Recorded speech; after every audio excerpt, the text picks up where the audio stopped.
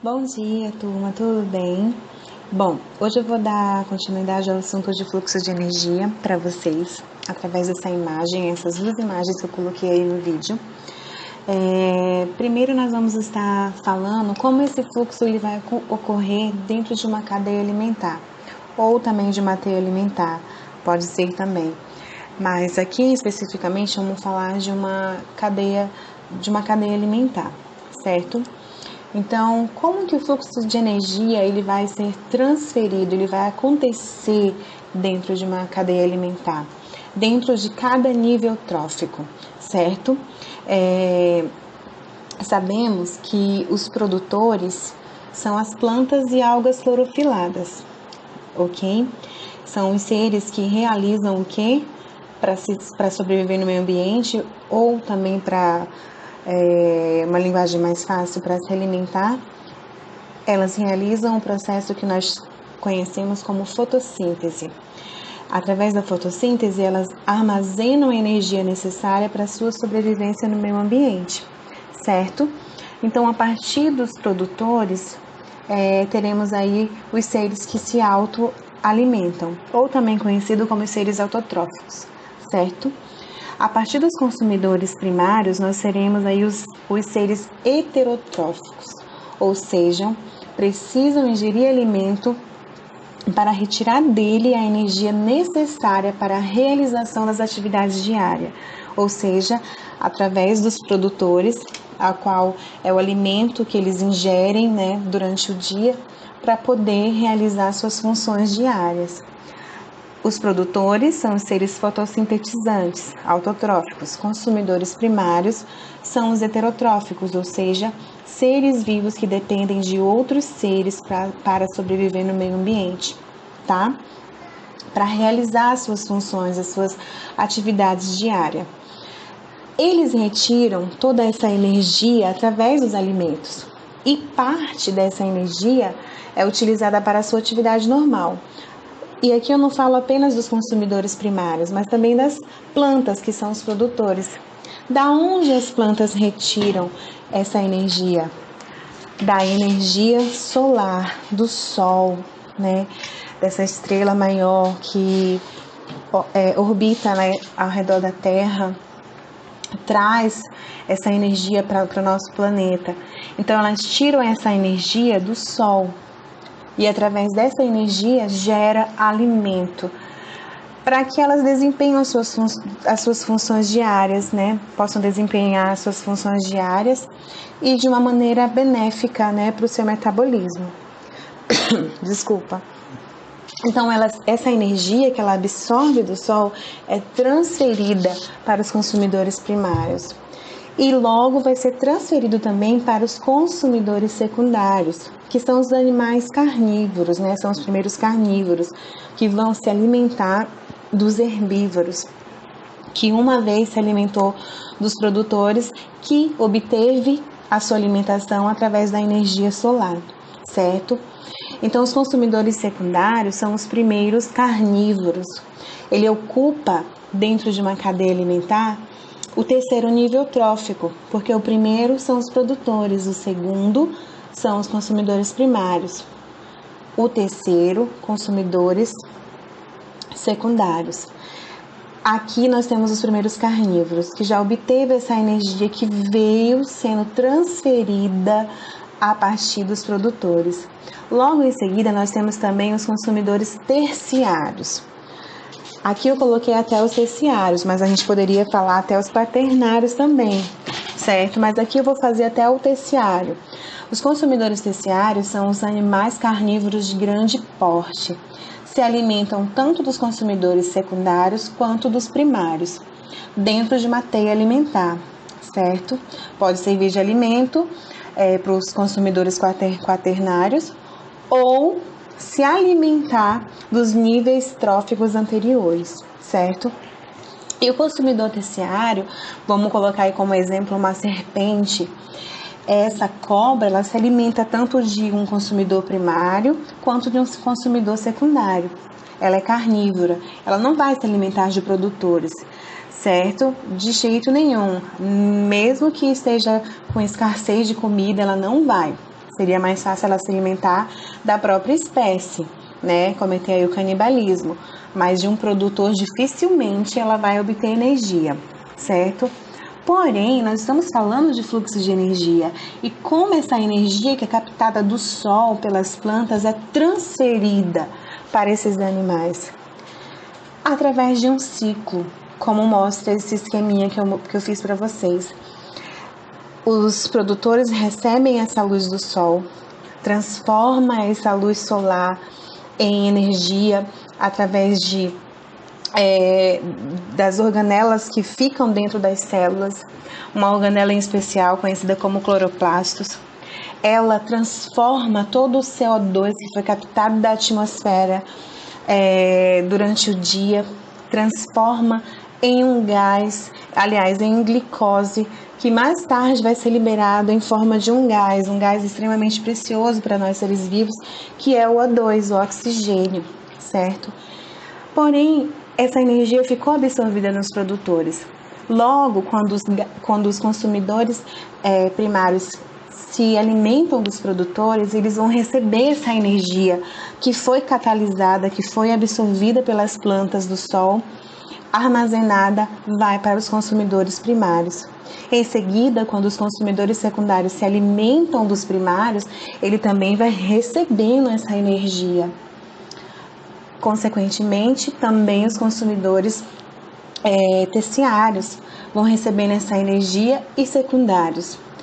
Quando chega no terciário, essa energia ela precisa concluir um ciclo, certo? E o último ciclo é quando o ciclo biológico desse ser, né, desse consumidor terciário, pegamos aqui como exemplo uma cobra, finaliza, ela vem a morrer no meio ambiente, em um ecossistema, ela vai entrar em processo de decomposição.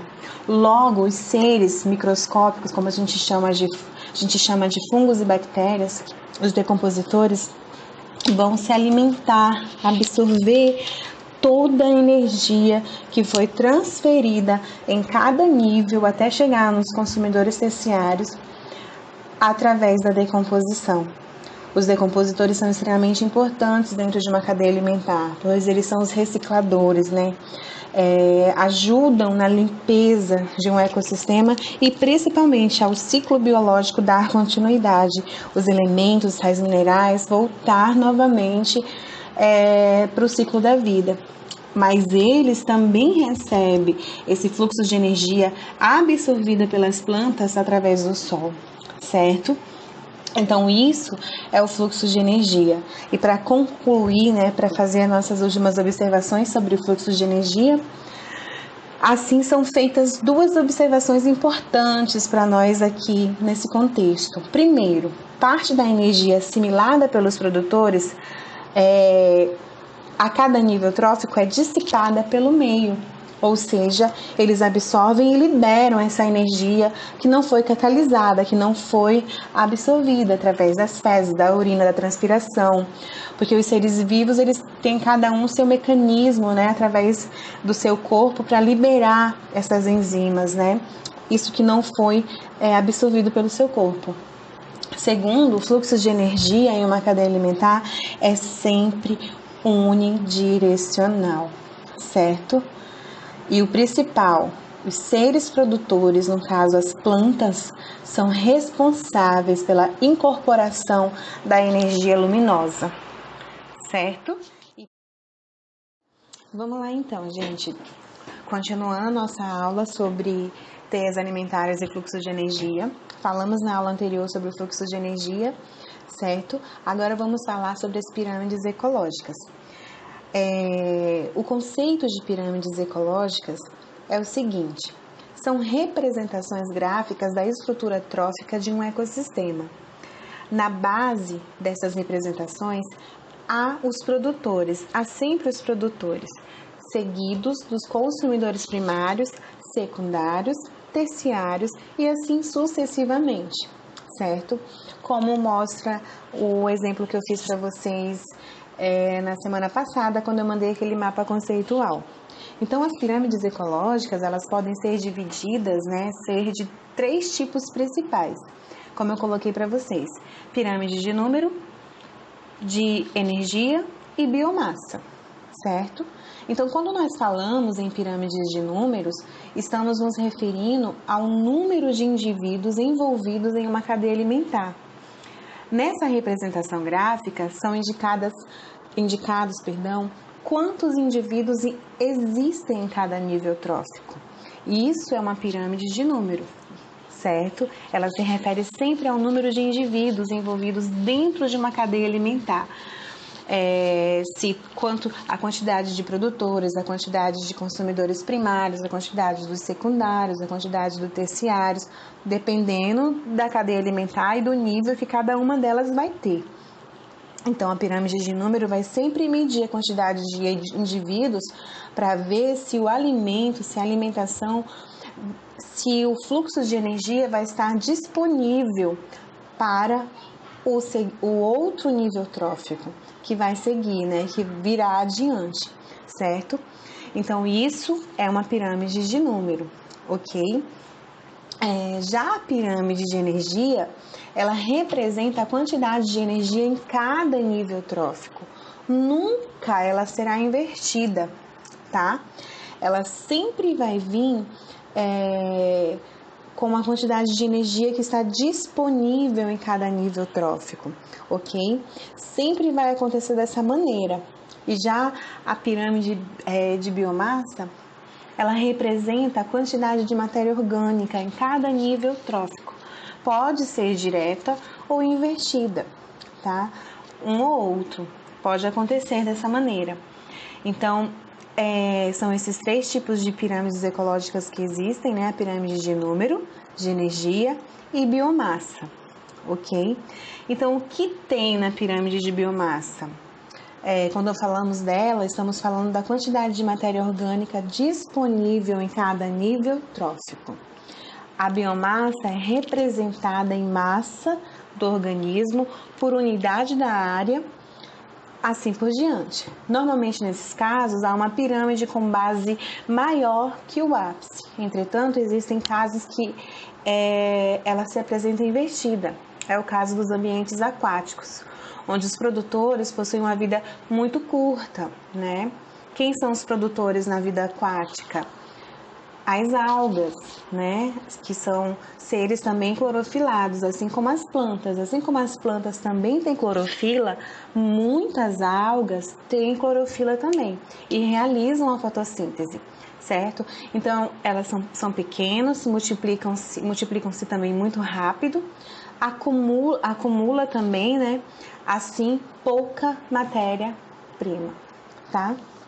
Isso é a pirâmide de biomassa. E já a pirâmide de energia, ela representa sempre a quantidade de energia distribuída em cada nível trófico.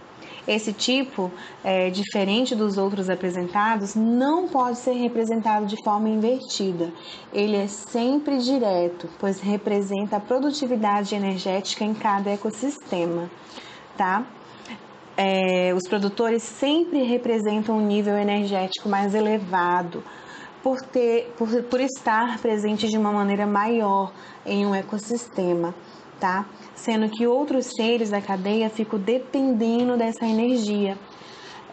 Portanto, a partir da energia dos produtores, ela vai ser transferida, né, ali através dos animais herbívoros, que são os consumidores primários, e apenas parte dessa energia deles vai passar para os consumidores secundários, que são...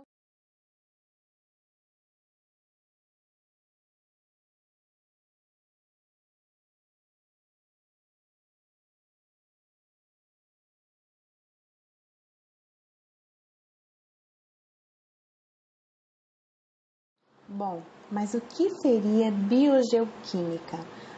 Falando agora dos ciclos biogeoquímicos, né? Qual o conceito de biogeoquímica? O que isso significa? Biogeoquímica é a ciência que estuda a troca de matérias entre os componentes bióticos e abióticos, ou seja, entre os seres vivos e não vivos em um determinado ecossistema. Os seres vivos mantêm constante troca da matéria orgânica no meio ambiente. os elementos químicos são retirados do ambiente, utilizados pelos organismos e novamente devolvidos ao ecossistema, ao meio ambiente em que eles viveram. Mas quantos ciclos biogeoquímicos existem, né? Existem muitos, mas hoje nós vamos analisar 4 tipos especiais de ciclos de elementos químicos. O primeiro ciclo biogeoquímico é o ciclo da água, né? A água aí que tem um papel importantíssimo em nosso meio ambiente. E o ciclo da água é um dos ciclos mais simples de serem compreendidos. Por quê? Ser compreendido? Porque tudo acontece através da evaporação dessa água que existe em grande quantidade na crosta terrestre, né? Água que vem através das chuvas, dos oceanos, dos rios. Essa água ela evapora, ela forma-se grandes nuvens, né, na atmosfera, e através dessas nuvens ela vem em forma de chuva, e essa chuva cai sobre a terra, nutrindo os seres vivos, as plantas, os animais, os rios, e vai novamente fazer o processo de evapotranspiração e respiração também, certo? Através do vapor que é levado pelo vento. Esse é o ciclo da água. Um outro elemento químico, mas só concluindo ainda essa parte aqui da água, que eu já ia esquecendo, ela está presente em vários lugares da superfície da Terra, né? Além de estar presente nos rios, mares, vem através da chuva, ela também é absorvida pelas plantas, pelos animais, né? E ela também é liberada por eles através da urina, através das fezes. No caso das plantas, ela é liberada através de um processo conhecido como transpiração. As plantas elas liberam parte da água que elas absorvem pela transpiração. É um processo muito importante, não só para resfriar o corpo da planta, mas também para a condução da seiva bruta, dos vasos condutores ali presentes nas plantas. Então, por isso é tão importante esse ciclo da água acontecer no meio ambiente e nos seres vivos. E essa transpiração nas plantas só é possível através de uma estruturazinha presente dentro das células vegetais, conhecida como estômatos. Eles que permitem o controle da transpiração nos vegetais em todos os tipos de planta, tá? São os estômatos. E os animais também vão liberando essa água através da excreção das fezes e da urina, né? Eles retêm esse líquido, né, a água, através dos alimentos, da alimentação, e libera através das fezes e urina.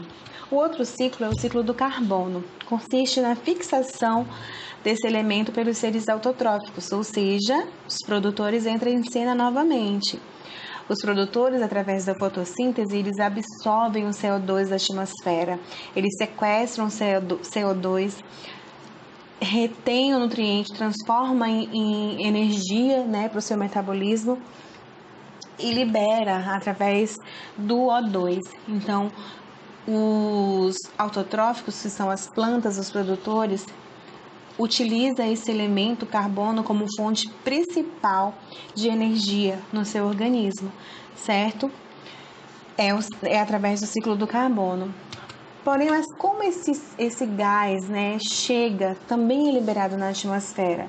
Ele existe de maneira natural, porém, a ação antrópica, ela tem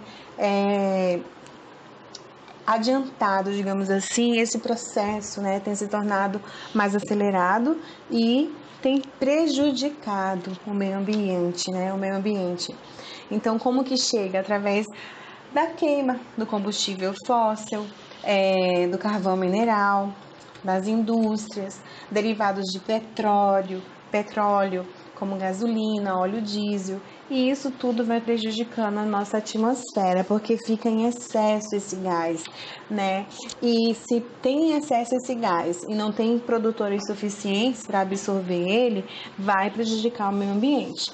Então, por isso que devemos plantar mais árvores e poluir menos a atmosfera. Se eu moro perto do meu trabalho, prefiro ir andando ou de bicicleta, fazer uma caminhada ao ar livre, ao invés de sempre pegar o carro para ir no mercado e em algum outro lugar. E com isso vai liberando o CO2 na atmosfera em excesso, certo? O próximo ciclo é o ciclo do oxigênio, que vem depois do carbono, né? Porque quando as plantas sequestram esse gás, ela transforma em energia e libera o O2. Ele é liberado, né, através dos organismos fotossintetizantes, utilizados na respiração celular, processo que resulta na produção do gás carbônico. É interessante notar que o oxigênio é uma substância que não só garante a vida na Terra, como também se origina a atividade vital. Então, as plantas absorvem o CO2, transforma em nutriente e libera essa energia através do ciclo biológico, né, da cadeia alimentar. Sem o oxigênio não haveria vida na Terra, tá? O O2 é produzido e pode participar também da formação da camada de ozônio, o O3, cuja presença na atmosfera é de extrema importância, a camada de ozônio, para os seres vivos, pois atua como um filtro. Sem essa camada de ozônio, a radiação ultravioleta seria nociva ao extremo, em excesso para os seres vivos, prejudicaria os seres vivos, acabaria, né, se não tivesse essa camada protetora.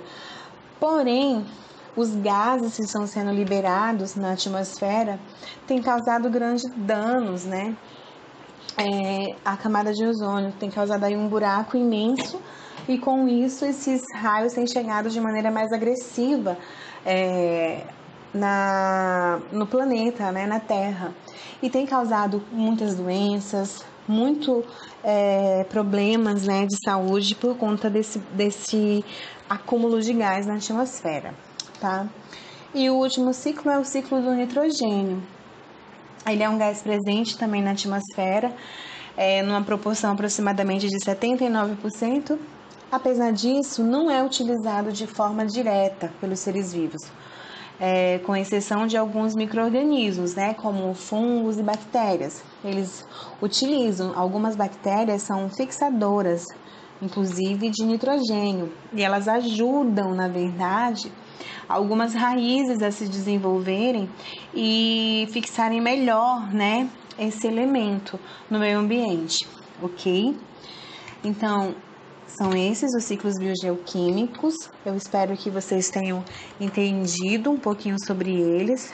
Só recapitulando sobre o conceito dele, do que seria um ciclo biogeoquímico, é quando esses elementos que foram absorvidos pelos seres vivos durante o seu ciclo de vida na Terra são devolvidos, disponíveis novamente no meio ambiente.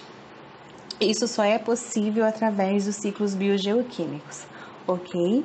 Agora vamos fazer a nossa atividade e nos vemos no próximo capítulo. Abraço! Bom, mas o que seria biogeoquímica? Falando agora dos ciclos biogeoquímicos, né? Qual o conceito de biogeoquímica?